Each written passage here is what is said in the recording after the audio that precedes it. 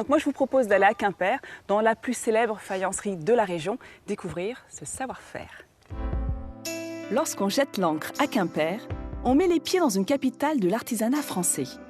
Ici, on peut découvrir des créations qui ne manquent pas d'éclat.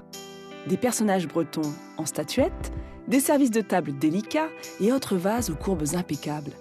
Ces objets finement sculptés font le bonheur des touristes venus spécialement à Quimper pour en acheter.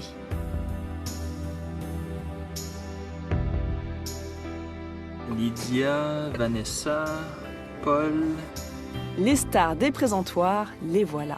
Ces bols à oreilles sont tellement célèbres qu'on connaît leur existence partout dans le monde, et même outre-Atlantique. Ce Québécois est sous le charme de toutes ces merveilles traditionnelles. C'est de la très belle qualité. J'aimerais avoir le talent pour créer quelque chose d'aussi joli, là. Franchement. Là. On voit que c'est fait avec amour. À objet exceptionnel, savoir-faire exceptionnel. Dans cet atelier quimpérois, on manie l'argile comme nulle part ailleurs, et ce depuis plus de 3 siècles. Un travail d'orfèvre réalisé entièrement à la main par une vingtaine d'artisans bretons. Pour mieux comprendre comment fabriquer toutes ces pièces, il faut s'aventurer dans le grenier de l'entreprise, un lieu empreint d'une atmosphère un peu magique, qui s'apparente à un véritable sanctuaire de la céramique tant il regorge de prototypes en faïence accumulés au fil des siècles. Toute une série d'encriers. Incroyable, ça. Oui, je m'étais encore jamais arrêté là. Aux yeux de Jean-Pierre, le patron de la manufacture, cette caverne est un véritable vivier créatif. Car toutes ces reliques, inventées il y a des décennies, peuvent lui inspirer de nouveaux modèles. Lorsqu'il aura trouvé la perle rare, Jean-Pierre pourra la reproduire à l'infini à l'aide d'un moule. Cette étape, le coulage, c'est Stéphane qui s'en occupe.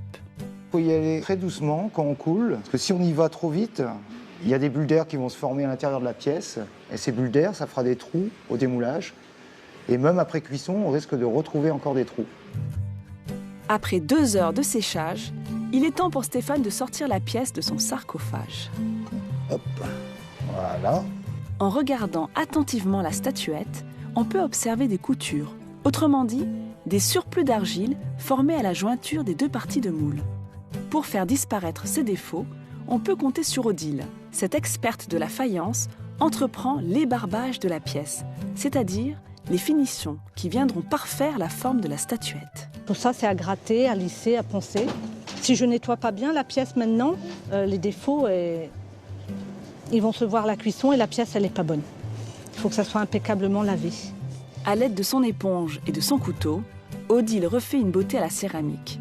Un travail de fourmi nécessitant autant d'adresse que de patience. Si Odile répète ses gestes depuis plus de 15 ans, c'est qu'elle a gardé intacte sa passion pour son métier. C'est une matière qui est très douce à travailler. Ce métier-là, non, ça fait 16 ans et demi que je le fais et je m'en lasse pas du tout. Il est maintenant temps de biscuiter la faïence, c'est-à-dire de la passer une première fois au four, afin d'obtenir ce que l'on appelle le dégourdi, qui sera par la suite plongé dans ce liquide immaculé. En émaillant la céramique, l'objet prendra tout son éclat lors d'un 2e passage au four. Mais avant cela, les petites mains de l'atelier de décoration déploient leur talent pour donner de la couleur à l'objet. C'est aussi l'occasion pour Marie-Françoise de transmettre son précieux savoir-faire à Alison, qui débute dans le métier. Là où tu as mis trop épais ton jaune. Voilà, c'est mieux. Malgré les conseils des anciennes, il faudra à Alison près de 2 ans pour manier le pinceau avec brio.